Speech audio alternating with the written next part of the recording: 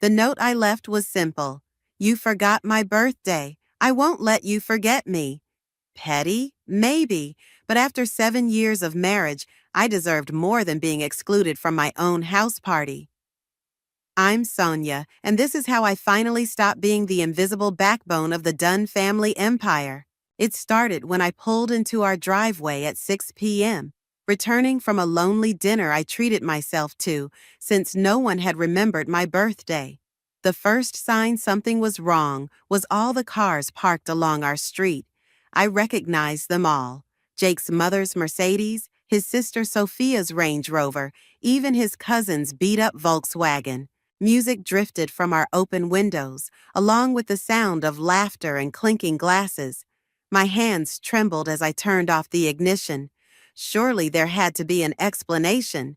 Jake wouldn't throw a party on my birthday without me. Would he? I used my key to open the front door, and the noise hit me full force. Our living room was packed with Jake's family and friends, all holding drinks and chatting animatedly. A large banner hung across the fireplace. Congratulations on the Miller account, Jake. My husband stood in the center of it all, champagne glass raised, his mother Emerson's arm wrapped proudly around his shoulders. To my brilliant son, she was saying, who single-handedly landed the biggest client of the year. Single-handedly. Right. I had spent 3 months preparing that proposal, staying up until 2 a.m. most nights, researching every detail about Miller Industries while Jake played golf with his buddies. I had written every word of that presentation Jake had delivered. Sonia, Sophia spotted me first, her eyes widening. I didn't know you'd be here. The room fell quiet. Jake turned, his expression shifting from celebration to confusion. Honey, you're home early. I thought you had that thing tonight. That thing? I kept my voice steady. You mean my birthday dinner? Alone? Emerson's perfectly painted lips formed an O of false surprise. Oh dear, was that today? Jake, you should have said something. But Jake was already turning back to his guests, raising his glass again. Everyone, let's welcome my wife to the party. Come on, honey, grab a drink. We're celebrating. Jake, I said quietly, can we talk privately? He sighed, that familiar look of annoyance crossing his face. Not now, Sonia. We have guests. It'll just take a minute. I said not now. He snapped, then immediately softened his tone, aware of watching eyes. Just mingle, okay? We'll talk later. I stood there for a moment, watching him return to his admirers. 7 years of supporting him, of being the silent partner, of letting him take credit for my work.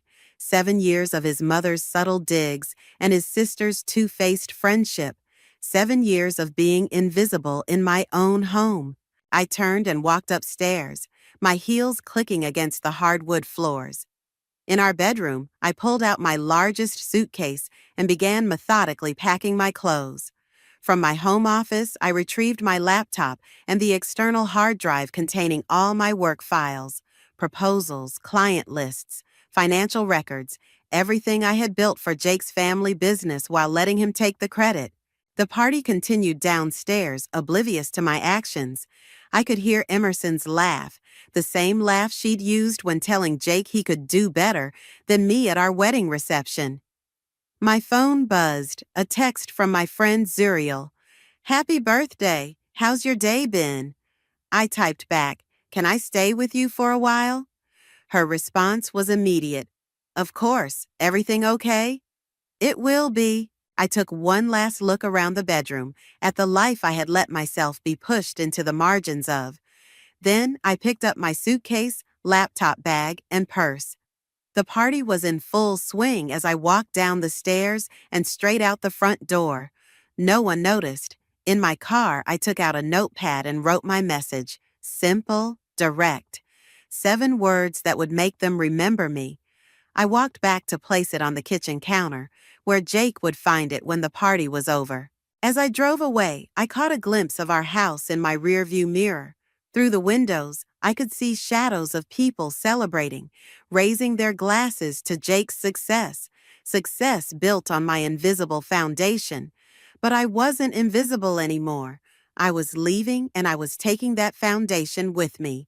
Let's see how well their house stands without it. My phone buzzed again, Zuriel sending her address. I smiled, feeling lighter than I had in years. Sometimes the best revenge isn't about what you do to others, but what you do for yourself. And this was just the beginning. Zuriel's apartment felt like stepping into a different world. No pristine furniture chosen by my mother-in-law. No family photos of the perfect Dunn dynasty. Just comfortable chaos and the smell of coffee. Spill, Zuriel demanded, pushing a steaming mug into my hands. What happened? My phone buzzed for the 20th time. Jake again. I silenced it. They threw a party without me, on my birthday, to celebrate Jake's big account win. I took a sip of coffee, letting the warmth steady me.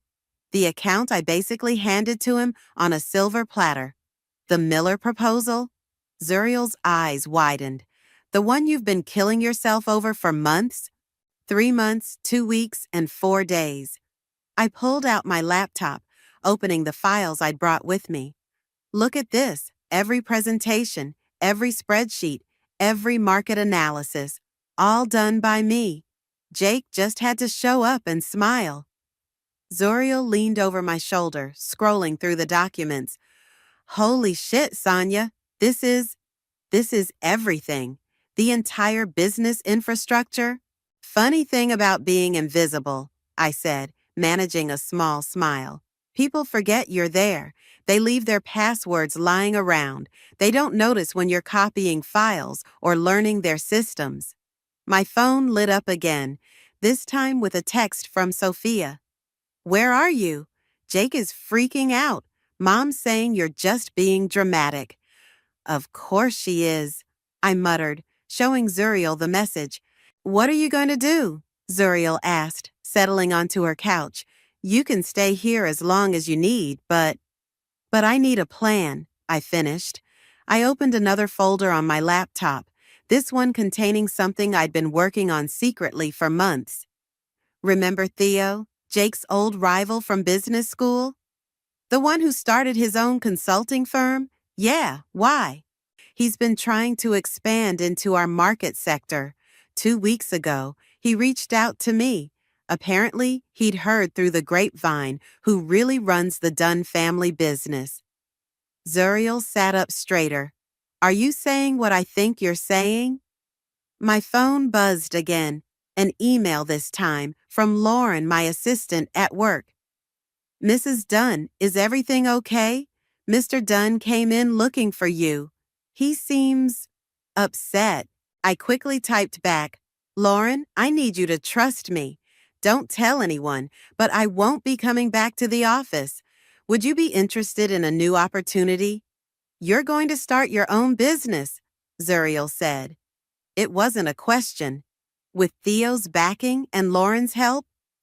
I nodded. I'm done being the ghostwriter of my own life. The doorbell rang, making us both jump.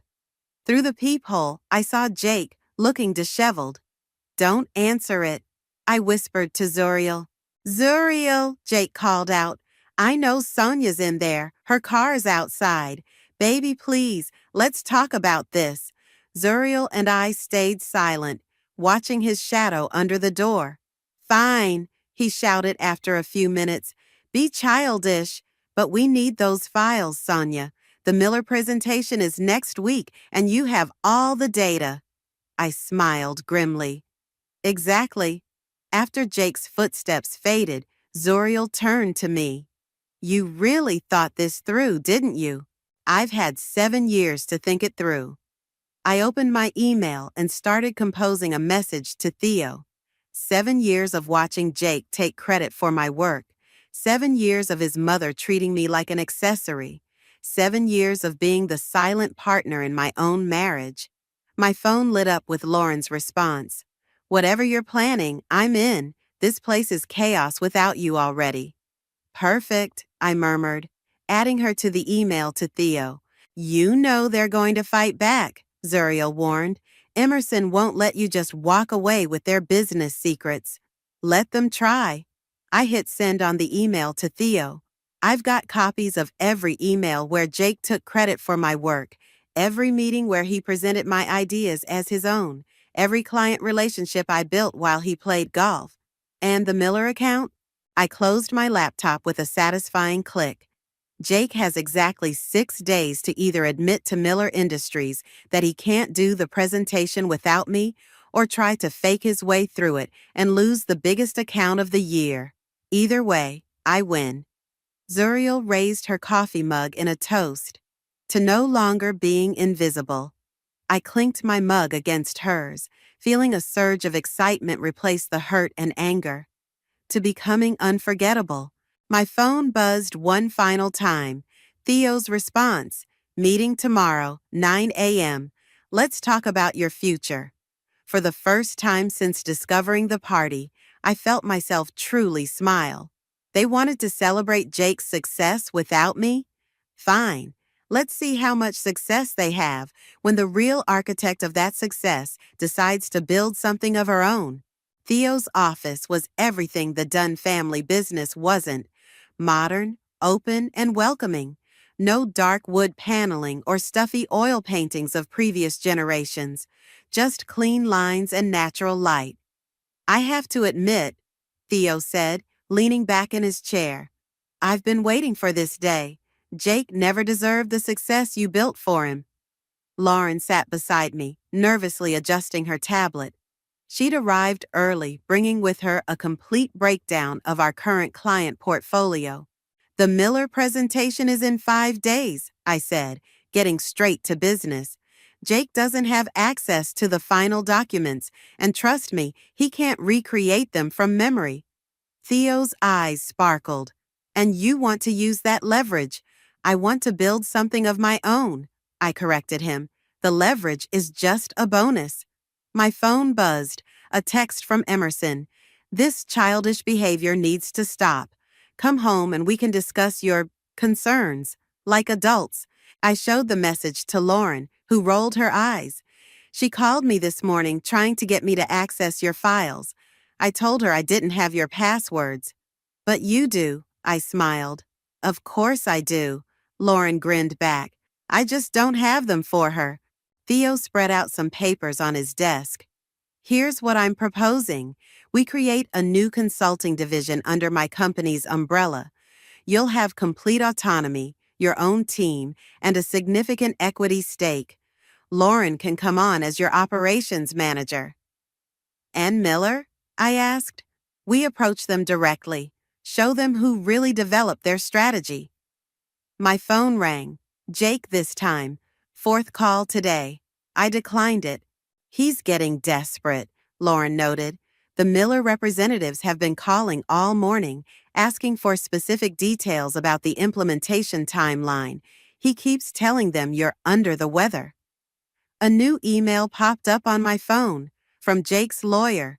Subject line, cease and desist, confidential business information. Right on schedule, I muttered, opening the email. They're threatening legal action if I don't return all company documents and agree not to compete. Theo reached for the phone. May I? I handed it over, watching as he read the email, his smile growing wider. This is perfect, he said. They just admitted in writing that you possessed and created these materials. Makes it much easier to prove your contribution when we counter. Counter? Lauren asked. With evidence of intellectual property theft, I explained.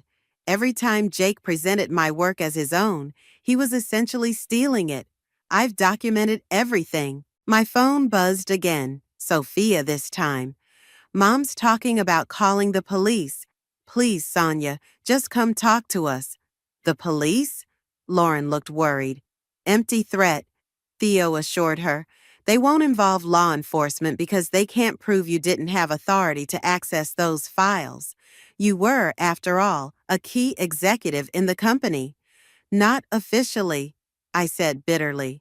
On paper, I was just Jake's wife who helped out sometimes, which makes their legal position even weaker, Theo pointed out. They can't claim you stole company secrets while also claiming you were just a housewife. A notification popped up on my laptop, an email from Miller Industries, requesting clarification on project leadership. Perfect timing, I smiled, opening the email. They're asking who will be handling their account going forward. Apparently, Jake's answers in their morning call weren't very convincing. What are you going to do? Lauren asked. I started typing. Dear Mr. Miller, I apologize for any confusion. As the architect of your proposed strategy, I want to inform you of some recent changes. They'll be furious, Lauren whispered. They already are, I replied, hitting send. Might as well give them a real reason. Theo stood up, walking to his office window. 5 years ago, Jake stole a major client from me, used inside information he got from a mutual friend. I lost millions. I remember, I said quietly. I'm the one who told him not to do it. And now, here we are. Theo turned back to us. Ready to sign the paperwork? I looked at Lauren, who nodded enthusiastically. Then at my phone, where messages from Jake, Emerson, and Sophia continued to pile up. Finally, at the contract Theo had prepared, offering me everything I'd earned but never received at the Dunn family business. One condition, I said, picking up the pen. We do this right. No shortcuts, no tricks. Just better service, better strategies, and better leadership than they ever had. Of course, Theo agreed. The best revenge is massive success. As I signed my name, my phone lit up with a response from Miller Industries. Meeting requested to discuss transition of services. I looked at Lauren and Theo, my new team, and felt a surge of confidence. Shall we show them how it's really done? The answer was written in their matching smiles. The invisible woman was about to become impossible to ignore. Mrs. Miller is ready for you now, the receptionist announced, gesturing toward the corner office. 1 month had passed since I'd left Jake, and here I was, presenting to Miller Industries, this time under my own name. Lauren squeezed my arm supportively as we entered the office. Sonia, Mrs. Miller stood, extending her hand. I must say, your email certainly caught our attention, though not as much as your husband's. Interesting attempt at presenting your strategy last week. I kept my expression neutral. I apologize for any confusion during the transition. Confusion? Mrs. Miller laughed. The man couldn't explain basic concepts that were in his own proposal. That's when I knew something was wrong. She gestured to the chairs in front of her desk. Please sit. Tell me why I should trust you after this mess. I opened my laptop, pulling up the presentation I'd spent the last week refining. Because I'm going to show you exactly how I developed every aspect of this strategy, and then I'm going to improve it. 2 hours later, we walked out with a signed contract. Lauren was practically bouncing. Did you see her face when you broke down the market analysis? She couldn't believe Jake tried to pass that off as his work. My phone buzzed. A text from Zuriel. Emergency, come to my place now. What's wrong? I asked when we arrived at her apartment 20 minutes later. Zuriel pointed to her TV, where a local business news channel was running a story. Jake stood at a podium, Emerson by his side. Regret to announce that due to internal restructuring, Dunn Consulting will be scaling back operations temporarily, he was saying, looking haggard. We remain committed to our clients. They're losing accounts, Lauren whispered, scrolling through her phone. Not just Miller. 3 other major clients have jumped ship this week because Jake can't handle the workload without you, Zuriel added. And apparently, Emerson's attempts to step in are making things worse. My phone rang. Sophia. After a moment's hesitation, I answered. How could you do this to us? She demanded. Mom's talking about selling the beach house to keep the company afloat. I didn't do anything to you, Sophia. I just stopped doing everything for you. The Miller account was worth millions, and now they're gone, along with half our client base. They're gone because Jake couldn't deliver what he promised, I replied calmly. Maybe he should have thought about that before taking credit for my work all these years. Mom wants to sue you, Sophia warned. She's meeting with lawyers right now. Good luck with that. I ended the call, turning back to the TV where Jake was still speaking. Look at him, Lauren marveled. He really thought he could handle it all without you. He thought I would come crawling back, I corrected her. They all did. That's why they started with threats instead of apologies. My laptop pinged. An email from Theo. 3 more clients requesting meetings. Your reputation is spreading. How soon can you start expanding the team? Speaking of expanding, Lauren said, pulling out her tablet. Remember Thomas from accounting?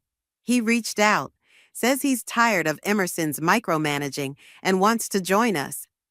I smiled. Set up a meeting. They're going to call it poaching, Zuriel warned. They can call it whatever they want. I'm not stopping anyone from staying with them. I'm just offering a better option. My phone buzzed again. An email from Emerson's lawyer, marked urgent. I opened it, reading aloud. Cease and desist all communication with Dunn Consulting clients and employees. Immediate legal action. Damages? Lauren snorted. They do realize most of those clients are reaching out to us, right? They're desperate, Zuriel observed. The company's been running on your work for so long, they don't know how to function without it. Another news alert popped up on my phone. Dunn Consulting stock drops 30% amid client exodus. You know what the funny thing is, I said, watching Jake's strained face on TV. All they had to do was appreciate me. One birthday remembered, one honest acknowledgement of my contributions. But they didn't, Lauren finished, and now they're learning the hard way. My phone lit up with a new message from Mrs. Miller. Excellent presentation today. Looking forward to working with the real brains behind the operation. I showed the message to Lauren and Zuriel, feeling a surge of pride. No more hiding in the shadows. No more letting others take credit for my success.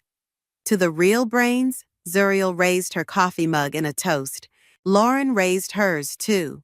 And to the Dunns finally getting exactly what they deserve. I joined their toast, watching Jake's press conference end on TV. He looked lost, overwhelmed. Exactly how he should have felt all those years he was presenting my work as his own. Sometimes the best revenge isn't about destroying others. Sometimes it's simply about claiming what was yours all along. The cafe was crowded, but I spotted Emerson immediately. She sat ramrod straight at a corner table, her designer handbag placed precisely in front of her. 2 months had aged her noticeably. Sonia, she said as I approached, thank you for meeting me. I sat down, noting the slight tremor in her perfectly manicured hands. You said it was important. It's about Jake, she began, then paused as the waiter approached. Just water, thank you. Americano for me, I said, then turned back to her. What about Jake? He's struggling. The business is falling apart. He's not sleeping, barely eating. She leaned forward. We need you back. You need me back, I corrected. There's a difference. I'm willing to offer you a formal position, executive vice president, with full credit for your work going forward.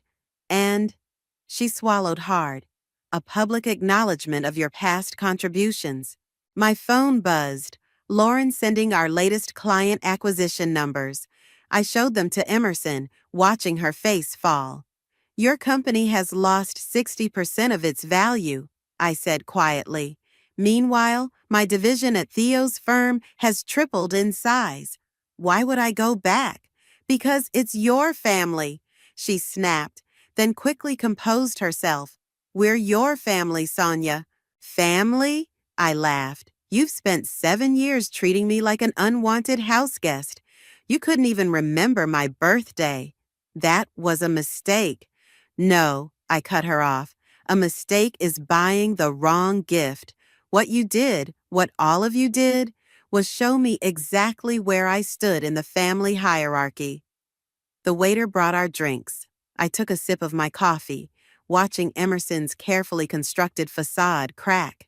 There's something else, she said finally. Something Jake doesn't know I found. She pulled out an envelope, sliding it across the table. Inside were printed emails, dozens of them, between Jake and his ex-girlfriend from 2 years ago. He was planning to leave you, Emerson said softly, but then you landed the Patterson account, and he realized how valuable you were to the business. My hands shook as I read the messages.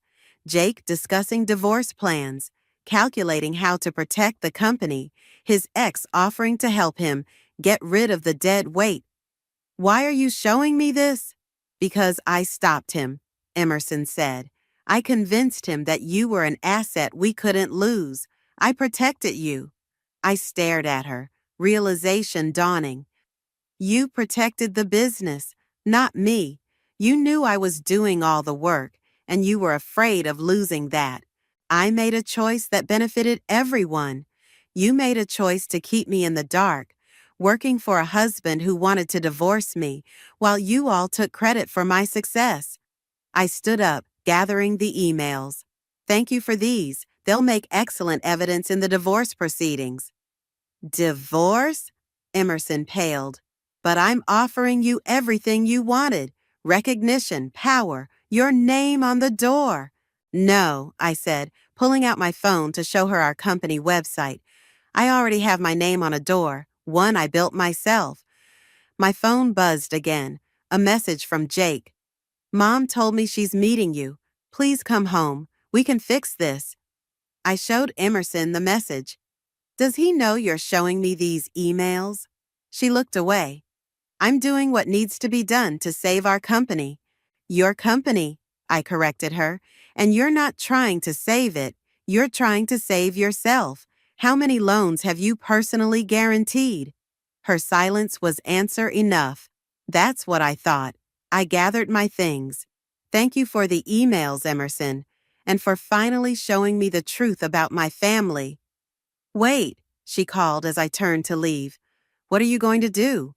I looked back at her, this woman who had orchestrated my imprisonment in a loveless marriage for the sake of profit. I'm going to do what you taught me to do, protect my interests. Outside, I called Lauren. Remember that expansion plan we discussed? Let's accelerate it and call our lawyer. I'm filing for divorce. Are you okay? She asked. I looked through the cafe window at Emerson, now frantically typing on her phone, probably warning Jake. I'm better than okay. I'm finally free. My phone lit up with another message, this one from Theo. Major investment firm wants to meet. They're impressed with our growth. I smiled, thinking of the emails in my bag. Sometimes the universe has a way of revealing truths at exactly the right moment. Emerson had tried to play her last card, but all she'd done was give me the final push I needed. Time to show them what the dead weight could really do. Jake was waiting outside my office building when I left work. 3 months since I'd last seen him, and he looked like he'd aged years. His usually immaculate suit was wrinkled, his hair unkempt. We need to talk, he said, stepping forward, about the emails Mom showed you. There's nothing to talk about. I tried to walk past him, but he blocked my path. I never sent them, he blurted out. Those emails to Rebecca, I drafted them but never sent them. Mom found them in my deleted folder. I laughed, the sound harsh in the evening air. That's your defense? That you only thought about leaving me while taking credit for my work? I was scared, he admitted. You were becoming so essential to everything, and I felt redundant. Rebecca reached out at a weak moment. Mr. Dunn, Lauren's voice cut through the tension. She stood in the doorway, phone in hand. Should I call security? Jake raised his hands. No need, I just want 5 minutes. Please, Sonia. I nodded to Lauren. It's okay, I'll handle this. We walked to the small park across the street, the same park where we'd once planned our future during lunch breaks, before I became his ghostwriter instead of his partner. The company's failing, he said, sitting heavily on a bench. Mom's leveraged everything trying to keep it afloat. The beach house, her retirement fund. I know, Sophia told me. We had an offer this morning, hostile takeover. He ran his hands through his hair. They know we're vulnerable without you. My phone buzzed. Theo sending the latest market analysis. Our firm had just landed another major client, one that used to be Jake's.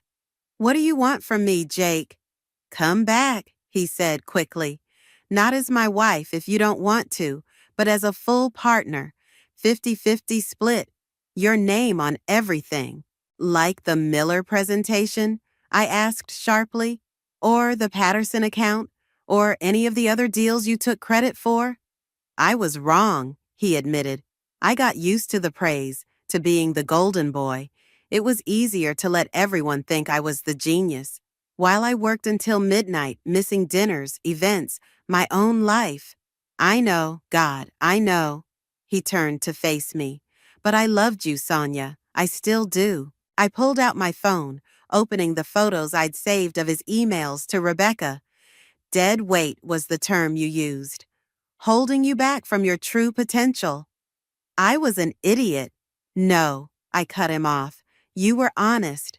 For once in our marriage, those emails showed exactly what you thought of me. A notification popped up on my phone, the investment firm Theo had mentioned, confirming tomorrow's meeting.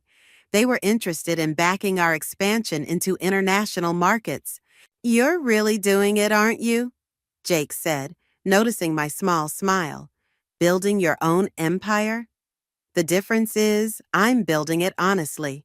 Every success, every failure, they're really mine. And ours were really yours too, he said quietly. All of them. I just took the applause. Lauren appeared at the park entrance, pointing at her watch.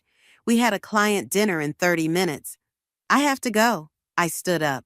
The divorce papers are with your lawyer. Sign them, Jake. Let me go. And the company? Keep it. Or sell it. That's not my problem anymore. He grabbed my arm as I turned to leave. What about your clients? The ones who've known us for years?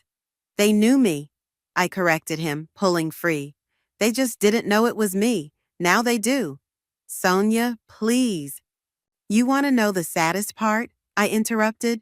If you had just remembered my birthday, if any of you had, I might still be there, still working in the shadows. But you couldn't even give me that one day. I'll make it right, he promised. Whatever it takes. You already did, I said, walking away. You showed me exactly what I'm worth, by showing me what you're worth without me. Lauren met me at the park entrance. Everything okay? I looked back at Jake, still sitting on the bench, head in his hands. The golden boy who'd built his success on my invisible foundation. Now he knew what it felt like to be the invisible one. Everything's perfect, I replied. What time is the dinner? 7, and Theo called. The investment firm's bringing their full board tomorrow. They're very interested in your vision for international expansion. My phone buzzed one last time. A text from Sophia. Jake told me about the takeover offer. Please help us. I deleted it without responding. They'd had 7 years of my help. Now it was time to help myself.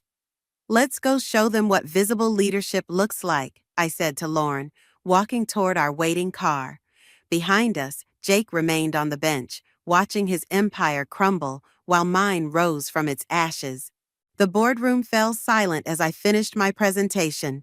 6 months had passed since I'd left Jake, and here I was, presenting to the investment firm's board, this time as CEO of my own division.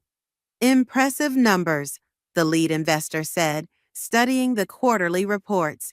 You've managed to capture 40% of your previous company's market share in just half a year, along with expanding into 3 new sectors, Theo added proudly.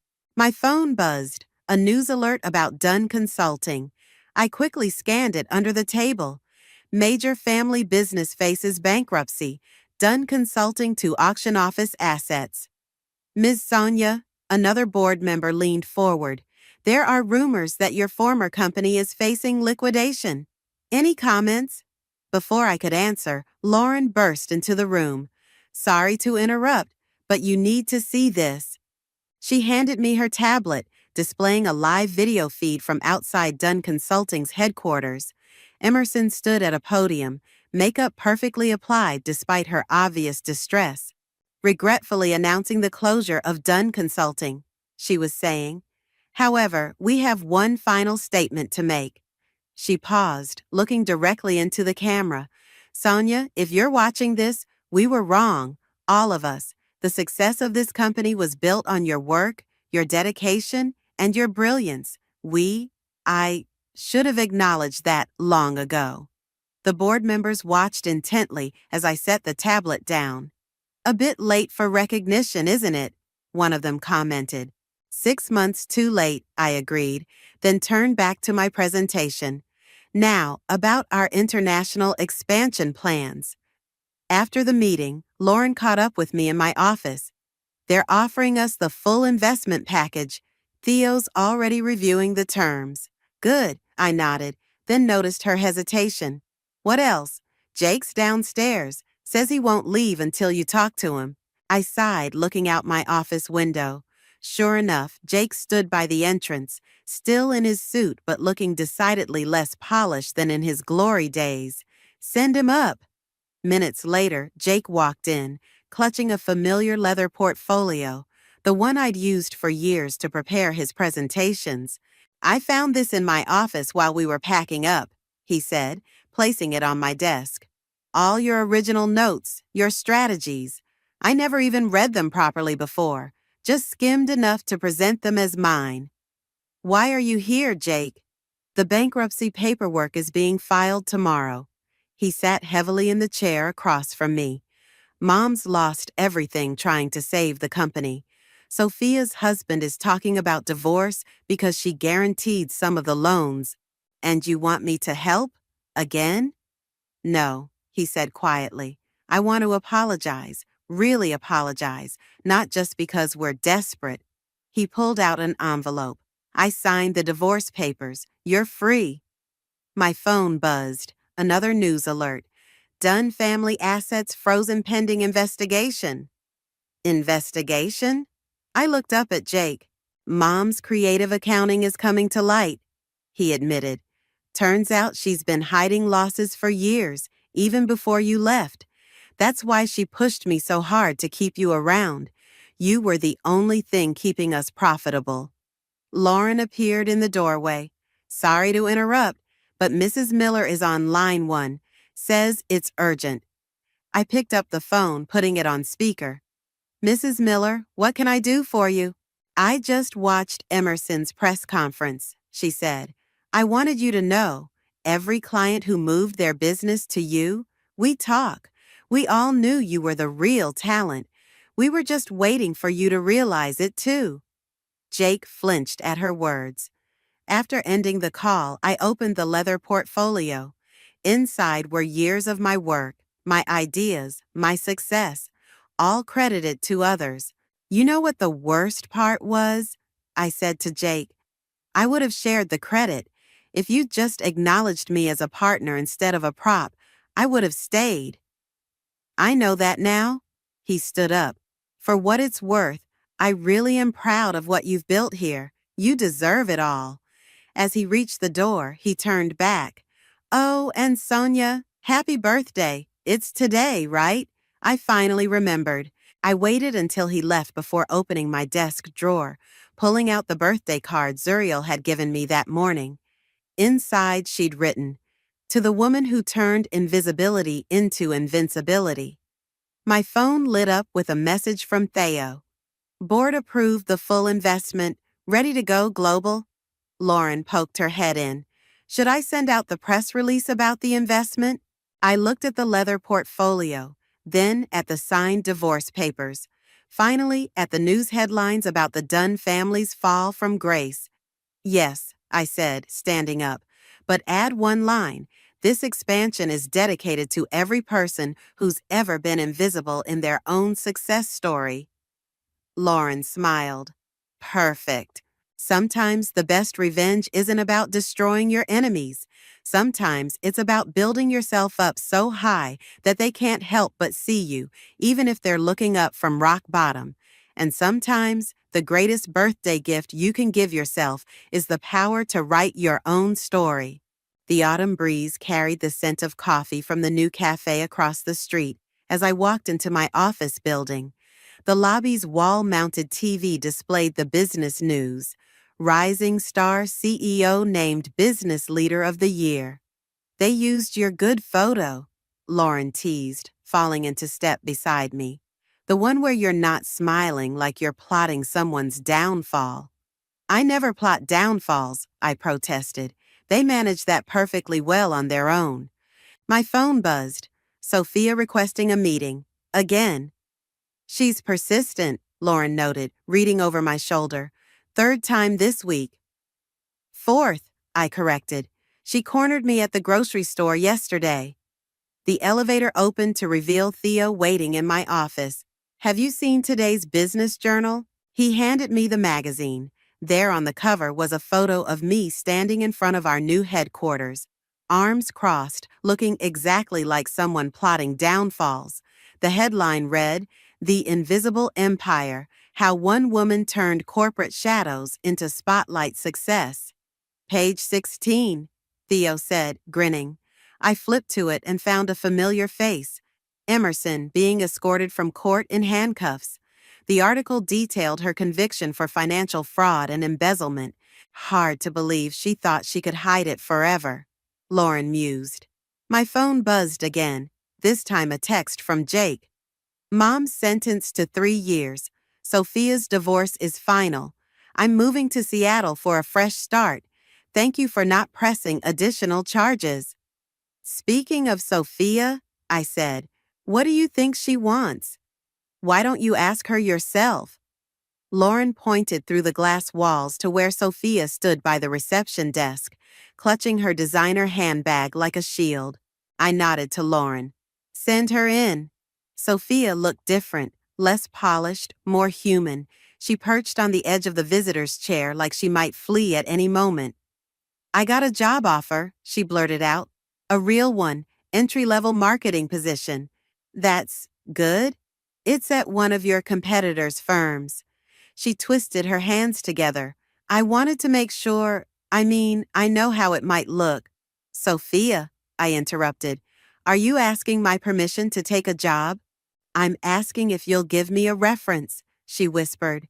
Everyone knows I'm toxic now because of Mom's scandal, but they also know I'm your former sister-in-law. Your word carries weight. I studied her, this woman who'd watched her mother and brother take advantage of me for years, but also the woman who'd just lost everything and was trying to rebuild. Why should I help you? Because you taught me something, she said, straightening her spine. When everything fell apart, when Mom went to jail and Jake ran away, I realized I'd been living in their shadow just like you were. The difference is, you did something about it. My phone lit up with another message, Mrs. Miller asking about our upcoming charity gala. The same gala the Dunns used to host, where I'd always been seated at the back. The job, I asked Sophia, what exactly would you be doing? Assistant marketing coordinator, basic stuff, social media, event planning. And you'd be okay starting at the bottom? No shortcuts, no family connections? She nodded firmly. I want to earn something for myself, like you did. I opened my laptop, started typing. I'm sending your potential employer an email. I'm going to tell them exactly who you are and what your family did. Sophia's face fell. And then, I continued, I'm going to tell them how you came here today, asking for nothing but a chance to prove yourself, just like I once needed. Tears welled in her eyes. Really? Really? I hit send. But Sophia, don't waste this chance. I won't, she promised, standing up. At the door, she paused. You know, Jake kept your birthday card on his desk, the one you left the night you walked out. I think he finally understood what he lost wasn't just the business. After she left, Lauren brought in coffee. That was generous of you. It was strategic, I corrected her. Sometimes the best way to maintain power is to help others find theirs. My phone buzzed one final time. Zuriel sending a photo of the birthday cake she'd ordered for our celebration dinner tonight. The icing read, "To the woman who made herself impossible to forget." I smiled, looking out at the city skyline. My skyline now. The invisible woman had built her empire, not by tearing others down, but by rising so high they had no choice but to see her. "Lauren," I called out, "let's move that charity gala to the main ballroom and make sure everyone can see who's hosting it now." Sometimes the best endings aren't about revenge at all. They're about becoming exactly who you were meant to be, visible, powerful, and impossible to ignore.